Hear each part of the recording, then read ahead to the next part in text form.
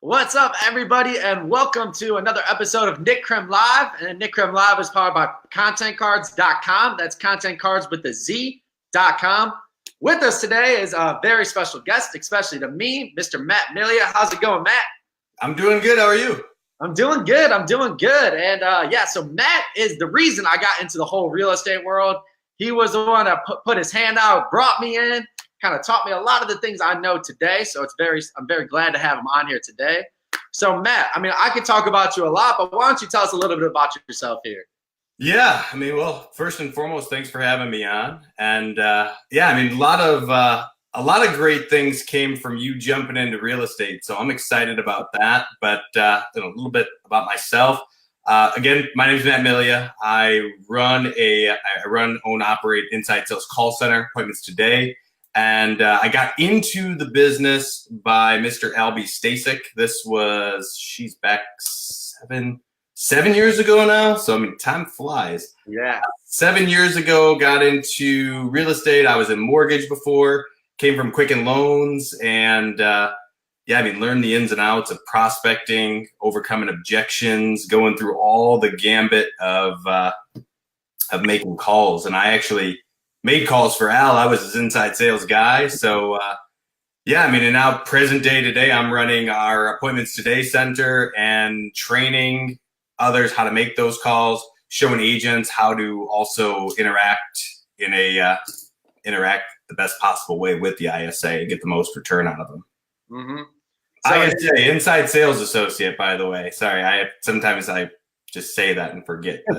No, I hear you. Just from being in the industry, and that's what we talk about a lot in our videos too. We use a lot of terms that aren't necessarily everyday knowledge to everybody. So thanks for clarifying that. So I started there as an ISA as well, and then I started getting into the coaching, started getting into a lot of different roles there. But I worked there for about 3 years. I would say like 2.5, 3 years. And the one thing that I always noticed was the longevity of Appointments Today. The amount of time that it's been open, what would you say? How long has it been open now? We're going on almost 5 years, about close to 5 right now.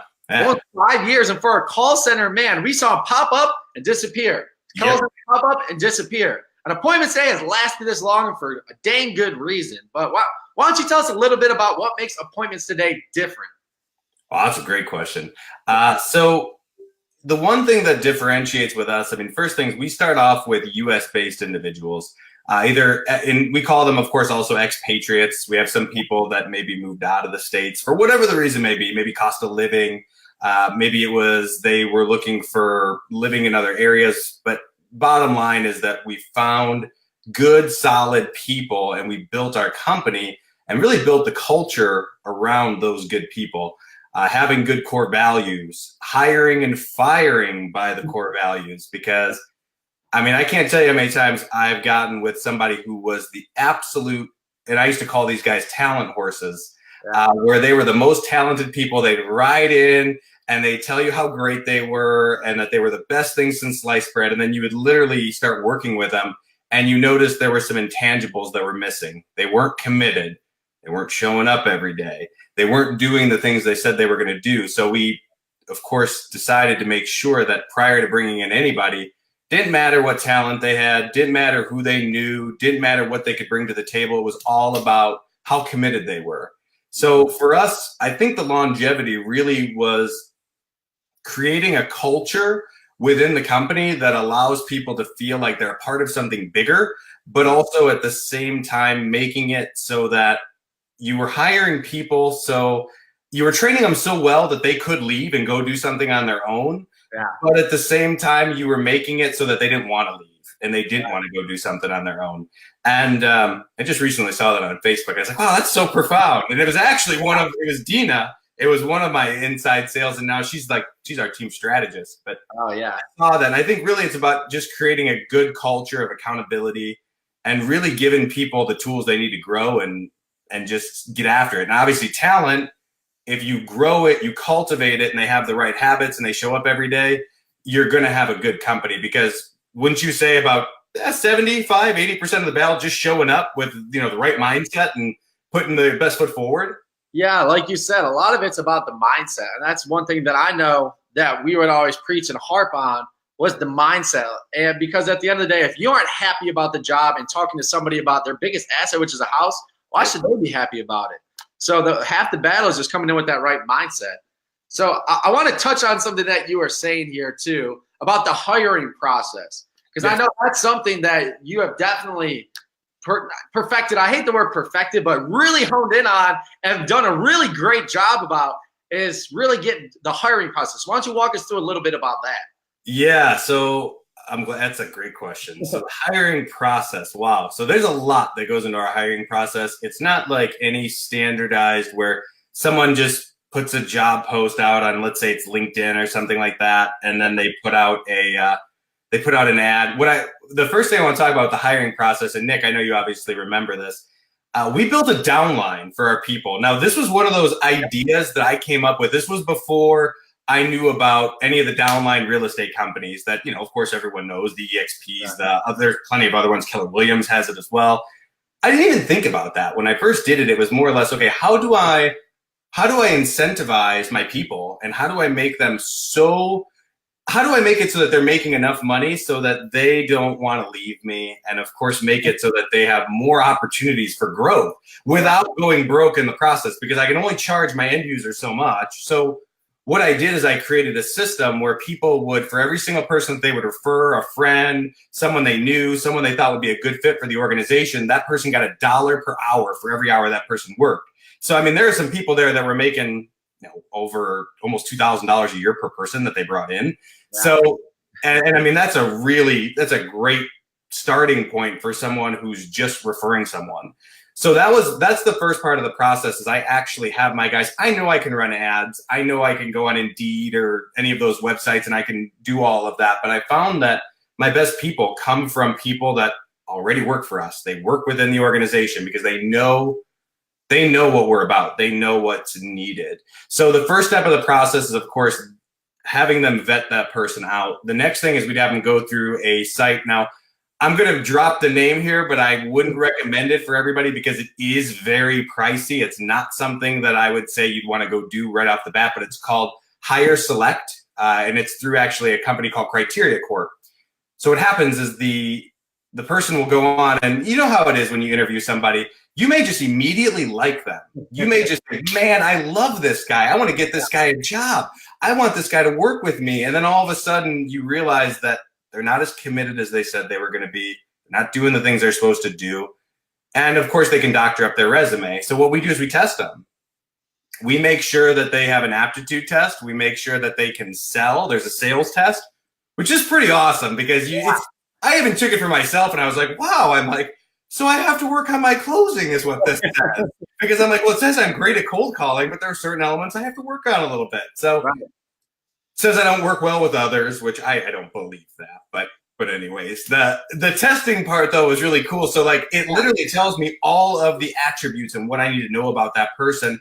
And then, of course, the last thing we would do is after we have them take that test, they'd also take an online test, which tells me how well can they open up Windows, maximize the window, open up Microsoft Word, carbon copy someone on an email. These are little things that we take for granted, but there are some people that just don't know how to do it. So there was that. And then, of course, the last part is a typing test. If you're going to hire a good inside sales rep, they got to take great notes. If the notes are terrible or you have no clue what's happening on the appointment, how am I going to decipher what's going on? So we would have them make sure with the typing test, make sure they were able to do that. And then really the very last part of that is we'd have them submit a voice recording because you got to have a great voice. I mean, it's if you have a face for radio, that's a great position for you. If you have a voice for radio, we're going to hire you tomorrow. So right. I mean, it's so impactful and so important that part is taken care of. And then once that happens, they go through our interviews, they go through a background check, and then once we decide that they're a good fit, we put them in training. And then the training is pretty action packed. So I know I gave you a lot of. I know I went through a lot of that decoding it, but obviously there's a lot to it. Yeah, no, there's a lot to it about hiring the right person because it takes the amount of effort and the amount of energy it takes out of other people when you hire the wrong people. Man, it's definitely worth it to go through that much of a process to bring in the right people. Yep. So on top of that too, I love how it would always be like the typing test, the computer skills, because you can't leave that out. because the amount of time it would take away from your business if they don't know how to type, if they don't know how to do simple actions, it could add up to hours and weeks and then add up to full days of work at the end of the month if you don't know how to do those things. So, no, I think that's a great point there. So something else that you kind of touched on a little bit as well is when you do bring in the right people, the coaching that they get. Like what do you guys do to kind of stay on top of your calls? You guys don't just bring them in and say, hey, hit the phones. What kind of coaching do you guys do that really helps your people stay at the top of their game? Yeah, so that's great. I mean, and the coaching, geez, I mean, there's a lot. Coaching starts out from you're coaching someone's character. Now, obviously, you can only coach so much of their character because they bring in their own traits. So the goal is to try to get them to release these preconceived notions, this limitations that they have about who they used to be. We're helping them get a growth-oriented mindset, helping them become a learner, helping them go from learner mode to judger mode. Because we know that a lot of times especially when someone's making calls, they've got to be ready and willing to learn. Yeah. And a lot of it with our coaching and training, I mean, it breaks down from mindset to tonality, all the way down to how in tonality, it's funny because how you elongate a certain word, or you go up in something, or you go down very low. People don't realize like how impactful that is and how powerful it is. If you don't know how to do it the right way, it's, and if you guys notice this, I'm going to Nick clap. Nick gets like, that's him getting into state. He's like, yes, like I'll be giving away all my secrets here, Matt. He gets fired up though. Yeah. That's one of those things. Like, and I'll even do it where like I'll put my hand like this, so I train them on how to literally get into a state of mind so that they can handle those objections and really, let's face it, develop leather skin, because it is. They get beat down on the phones. Yeah, so that's really the training that goes in from that. It's about 80 hours at first, and then it continues and it's ongoing. So, I mean, on a given month, most of our guys are usually getting, at the very bare minimum, 2 to 3 hours of additional training every single week to help them hone in and increase their skill set. And through role playing, script practicing, through objection handling, and just really like we'll throw out outlandish things out there to just throw them off. And they'll be like, how do I answer that? Well, get ready, because that's what happens out there.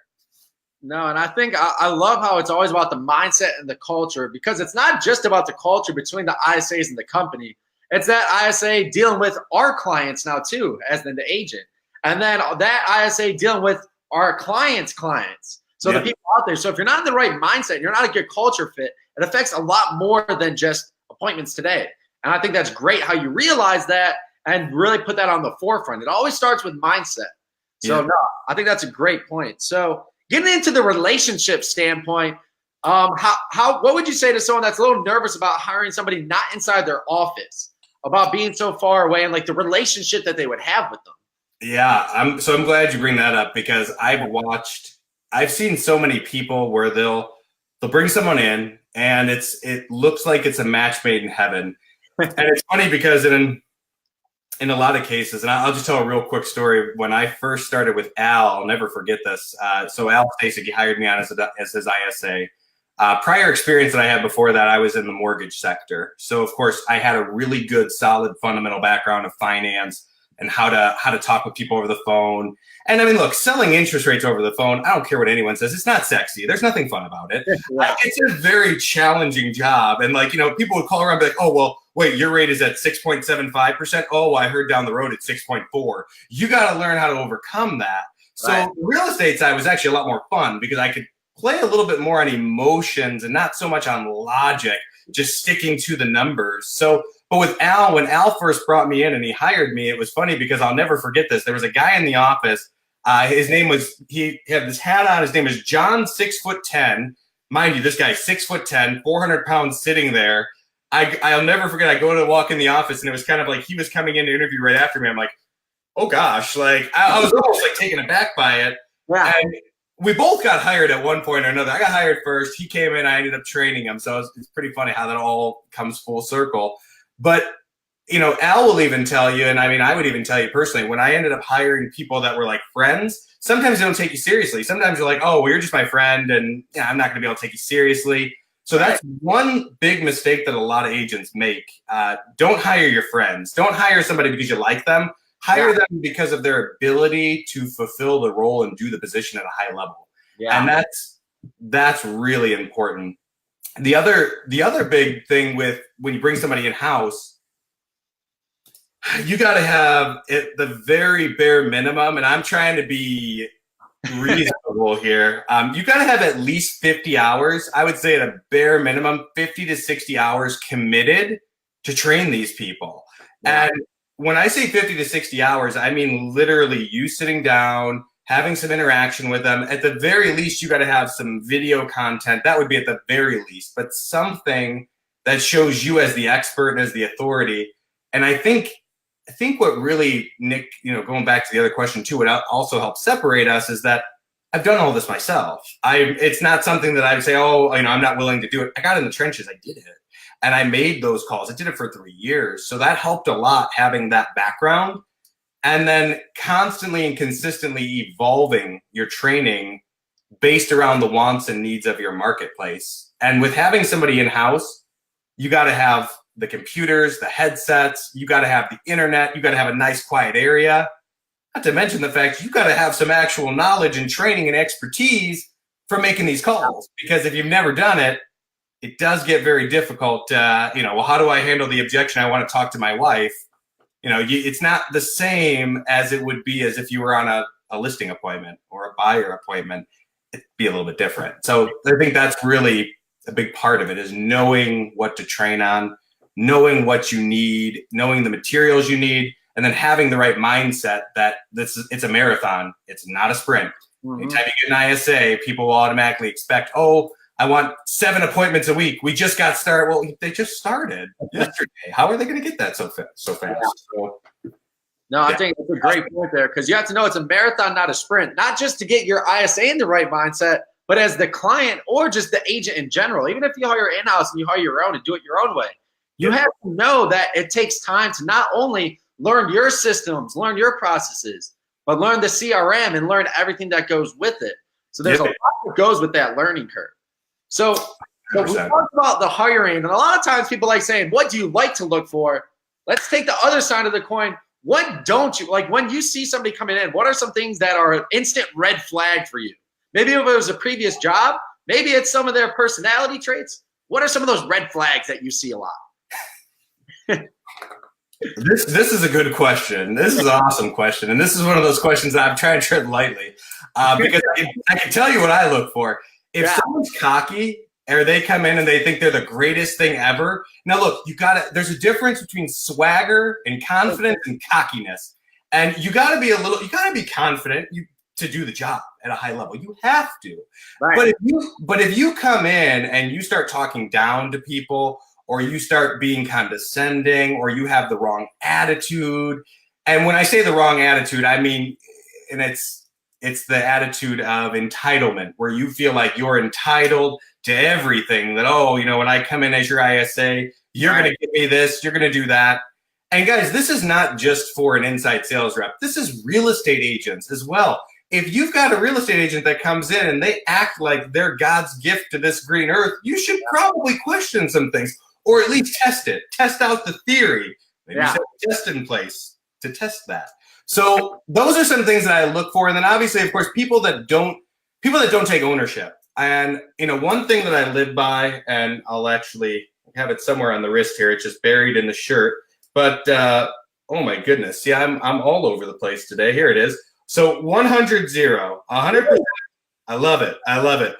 The win the day one just snapped. I need a new one, but we could talk about it. We'll get it to you. We'll get it to you. 100% accountability. Hear that one too, and we'll call it a day, right? So 100% accountability is 0 excuses, and that's one of our core values. And as a company, as an organization, you got to be accountable to everything. You got to be accountable to your success, to your failures. And the one big thing that I look for is that when someone blames an external circumstance as to why they didn't succeed, it tells me that they're not taking ownership somewhere. So I look for people that are going to take ownership. I look for people that are going to be confident but not cocky or arrogant. And I look for people that are going to be a learner, which is the most important thing. And how do you know if someone's a learner? Which, because that's really difficult to be able to see.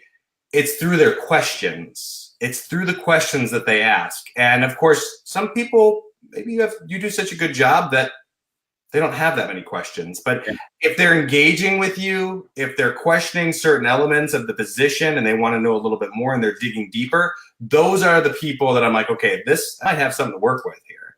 That's really what I look for. And again, stay away from the people that are very empowered and think that they're the greatest thing ever. And yeah, that's a very loaded answer, but that's it's a great answer too, because a lot of times it's tough to sometimes differentiate that cockiness from having that little bit of a swagger with the calls. People need that, because the cockiness, I'll tell you what, trying to coach somebody who's cocky is dang near impossible.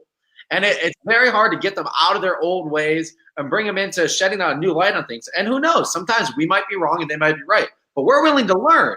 Exactly. So it's going to be both ways. So speaking of both ways, I'm setting myself up here for this next question. I like it. So speaking of both ways, we always talk about what do we need out of the ISA? Yeah. But what does a good agent who's using an ISA look like? What are some things that they can do to make their ISA's life easier? I love it. So here's what I'll tell you. A lot of lessons learned over the past few years. When we first, just like when any business first gets started, and this is a damaging admission, but I'd rather, again, I operate on being open and real. Yeah. When we first started in the business, I'm like, oh my God, you have a credit card? Okay. Paul, we'll work through the problems. Let's work it out. And what I realize now, we turn down way more people than we bring in, because when we just accept people, I can't tell you how many times we would just be, oh yeah, we'll accept you. Come on in. Yeah. Oh yeah, you can pay the bill every month. That's wonderful. Yeah. I feel really bad because I turned someone down not long ago that I knew personally. And it was so awkward because I'm like, your volume's not there. You're not really doing enough business to justify this expense. Here's what I'm going to recommend that you get to. Yeah. So, what I look for in an agent is that, number one, I look for people that are going to be open, real, and they're going to be cautiously optimistic. And when I say cautiously optimistic, I want them to question everything by testing it. I want them to have the mindset of, I'm going to be willing to question this, but I'm going to test it.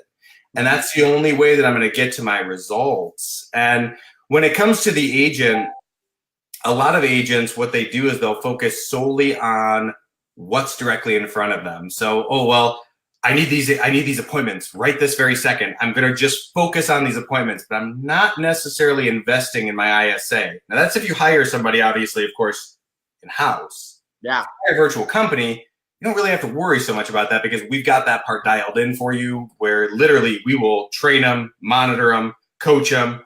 But I will say this. Every relationship is made or broken on a couple variables. Yeah. Nick, I'm going to ask you, and I mean, this is the mark of a great salesperson. Turn it around on him. Yeah. What is one big variable of any relationship, would you say? Geez, let me think. Communication. Oh man, yeah.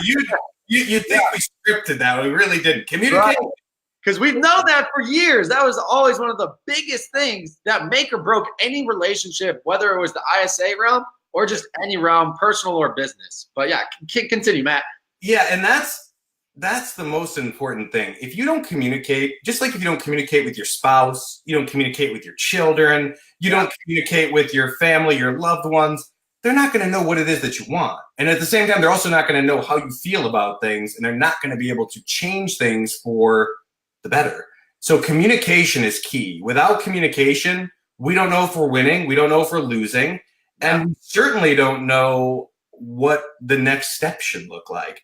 And I can't tell you how many times where just the smallest bit of communication would change the whole scope of everything. So having great communication, having an open dialogue with the ISA, with the operation manager, with our admin team, that makes a world of difference. And I mean that, and then of course, one other thing that we've discovered is that coaching your ISA. Now, let me explain what that means, because people are like, well, I'm paying you. Why do I have to coach the ISA? That's ridiculous. Well, you don't have to spend hours on the phone with them or do the things that we do, but there might be a couple of small things that aren't happening before your appointment. A great example is, and this is something that's funny, with sometimes ISAs and people in general get limiting beliefs. So before an appointment, we ask one extremely impactful question that happens at the very end of the phone call. So, hey, Nick, we're going to be meeting with you this Friday. You're going to be meeting with Dan, my top agent. Look, if everything makes sense when you meet Dan, you like our program, and we're able to help you accomplish all of your goals, is there any reason why you wouldn't be ready to get the ball rolling and get the house up on the market once we meet? And that's all it takes. Yeah. But if they don't ask that question, the agent goes out there and now they don't have a set it type of, they don't have the right system in place. They don't have the right approach, and it's not in alignment with the ISA. So there's these little tweaks that have to happen along the way. And again, that's where communication comes into play. Yeah, no, and you would think we had that scripted, but that's one thing we preached on for years was the communication. And that's one thing that I've been able to take with me too, is just open, honest communication wins all the time.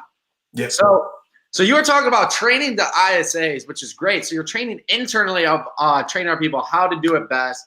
What do you do to help the clients come into appointments, today's culture, come into your culture there, and kind of experience everything and kind of set them up for success?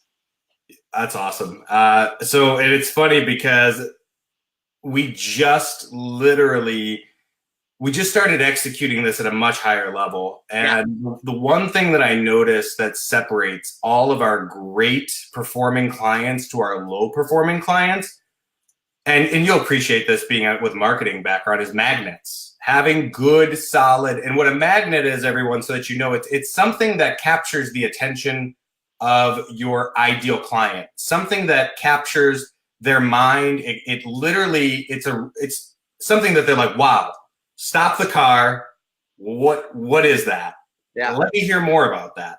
So having a good, unique selling proposition, something that differentiates you from the other agent, is a game changer. And we've actually started running case studies and doing tests on agents that have unique selling propositions compared to ones who don't. And I'll tell you, I mean, the ones that have unique selling propositions, it's no contest, because they might have some sort of like a guarantee program where if they can't sell a house, they'll maybe do it for free, or they'll buy the house, something along those lines. Those are some extreme ones, but they're so easy ones. There's ones that you can have where we'll stage the home for you. We'll take high definition professional photography for you. Yeah. There's all of these things that you can utilize that, oh, I got a great one, the communication guarantee. That's free. It doesn't cost anything. I'm going to communicate with you. Why? Because I value that. So we train our agents on that. We also train our agents on, and this is the funniest thing, because I got this takeaway from a Kirby salesman. Remember the guys that used to go door to door selling these big vacuums? I still got some buddies who do that. A Kirby salesman taught us how to do this. And I'll tell you what, this guy, lights out, was one of the best approaches for listing agents, and for buyers, for that matter, buyers agents. But if you go to a presentation and let's just say for some reason you get lost, you don't know what to say, you don't know where you're at, we actually create a script for you. It's called our front talk script. And we literally go through in sync what was said by the inside sales agent and what was said, what's basically said over the phone, and then how you would relate that to your potential prospect. So there's that, and you hold them accountable. That's the most important thing. You're holding the prospect accountable, because on the phone, they said they were ready to do business, right? So you're holding them accountable. And then the very last thing I'm going to give you guys, which is as far as the training goes, which I feel is a total game-changing strategy, video text messages, and or just videos in general. Something that's a video that demonstrates how great you are, that shows you live in the field. It shows you doing things, helping people accomplish the ultimate goal, which is helping them buy and sell a home. So having those little video snippets, and we show how to do that. And then, Nick, you guys obviously have that part dialed in. Yeah. But that's something that we've started to implement into our business and showing people how to not be afraid of this little device here that can either be the biggest distraction in your life or be the biggest X factor. Yeah. So yeah, and guys, what Matt was referring to, what we got dialed in is with that contentcards.com, we got a whole training library in the back end, focus on videos, implementing the right things in your business, kind of implementing everything along with your digital business card, a complete training library in the back end. But you're 100% right. Just implementing those little things and differentiating yourself makes a world of difference. And something else that I noticed, especially when I looked into a lot of different call centers over the years, just kind of checking them out, seeing what other people are doing, because you always want to see what your competition's doing and seeing if you can implement anything to yourself too. One of the things that I noticed that Appointments Today did differently, and it doesn't just call the leads on the front end or follows up with them if need be, but also follows up with the nurtures and kind of keeps your database in line too. So why don't you talk to us a little bit about like the process that goes into nurturing the database and what you guys do differently with that? Yeah, that is, and I'm glad you pointed that out, because sometimes we forget about that. Appointments today, you're thinking, oh, it's only appointments. No. Appointments happen because of what happens on the back end of what you don't see.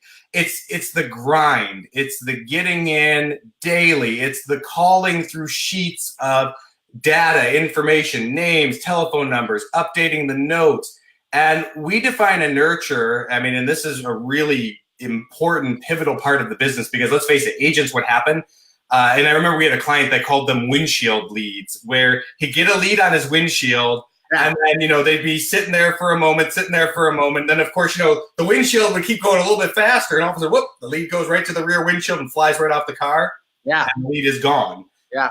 So what we would do is we actually set up auto reminders, auto responders, things that tell us like, hey, we need to follow up with a lead, and we'll follow up with any lead that we prospect. So if it's an expired, for sale by owner, home evaluation, if it's a buyer lead, I can go on. If it's any lead source that a real estate agent would call, we'll call it, and we'll nurture them until they say, yes, I want to do business with you, or stop calling and stop harassing me. I don't want to talk to you. Yeah. That's fine. But we're going to do everything in our power. We're going to do our due diligence to make sure we stay in front of them, stay top of mind. And then once, of course, they agree to the appointment, we hand it off to you. And then, of course, it's up to you to convert them. Now, here's a little caveat, and we've changed this up a little bit. So if for some reason, let's say you run the appointment and, life happens, they're like, okay, we'll think about it, or whatever the case may be. Maybe you don't shut them down and ask for the business right then and there, which I get it. It's awkward. It's an important skill to have, but that's another story for another day. We train on that, by the way. If you don't close them down and ask for the business right then and there, no big deal. We're going to continue to do that for you. We're going to call them back and say, hey, you met with such and such agent. What'd you think? How'd things go? Did you have any questions? Anything come up throughout the process that you may have thought of? Well, they wanted me to follow up with you. When would be a good time for me to set them up to come back out so that we can get the listing process started? See the assumptive speech? I'm assuming that we already have the listing. So that's really what, with the nurture process, we've really dialed that in. And then also, of course, we'll help you guys out with your drip content so that you have good, solid content that's going out to these people and you're staying top of mind with them, because that's the most important thing. Yeah. No, staying top of mind is absolutely huge. And that's one thing, like you were talking about with a video, that it helps you do as well. Helps you stay top of mind, puts a face to the name. And really, when those nurtures come around, they already know who they're working with, or they have a good idea of who they're working with too. So I think those are some really good points. And it's no longer stranger danger, because here's the thing: when you don't, and actually it's funny, because I was talking with my wife, with Stephanie earlier, and she was saying, when people put these videos together, if they see your face, it draws a commonality. All of a sudden, we're like, oh, I know this. I know this person. I feel like I can do business with this person. Yeah. We had an agent that literally got so good with videos, doing market snapshots. People would literally cook her like the best thing they knew how to cook. Give her like an amazing home cooked meal. Yeah. They would let her sit in their favorite chair, where they sit on, the not such good chairs. Yeah. Sit in the favorite place of the house. and talk to her. They're like, oh, don't worry about presenting or pitching to us. What do you think the house would sell for in today's market? Okay, great. I mean, yeah, we're ready to go. If that's what you can get us, let's go. That's it. Wouldn't it be nice? Wouldn't it be nice to be that much of an authority, opposed to having to sell your tail off to, to only have to continue to follow up and continue to get in front of people? It just makes it easier. It really does. No, and that's I know that was a big reason why I got into this sector that I'm in now, is building that personal brand, because I saw how easy it was. Well, I wouldn't say easy, but how much better clients were doing when they already had that authority coming into a house. When they already had that authority just calling in a certain area. They'll be like, oh, Matt, I know Matt. How's it going? How's he doing? Yeah. You already have that personal brand and that people skills along with it. It's a no-brainer. So that's why we created those tools at Content Cards to do that. That's right. And by the way, that's contentcards.com with a Z. So I love it. If you want to find out more about contentcards.com, go to, I'm just kidding. Contentcards.com. Right. There you go. He finished it up for me. We didn't script it. So I will tell you guys this, though, just speaking on content cards real quick, and this is something that I got to give you guys. I mean, I love it. It's easy. It condenses where it's condensing all of the stuff that we try so hard to get in front of our people. But because we don't know where to direct them to go to, it ends up getting lost. Or it ends up, let me start my YouTube channel. Let me put a little bit on LinkedIn. Let me put a little bit here. Let me go ahead and put it all over Facebook. Let me put it on Instagram. Oh, gosh, where did I put what? I'm so confused. I don't know where I put everything.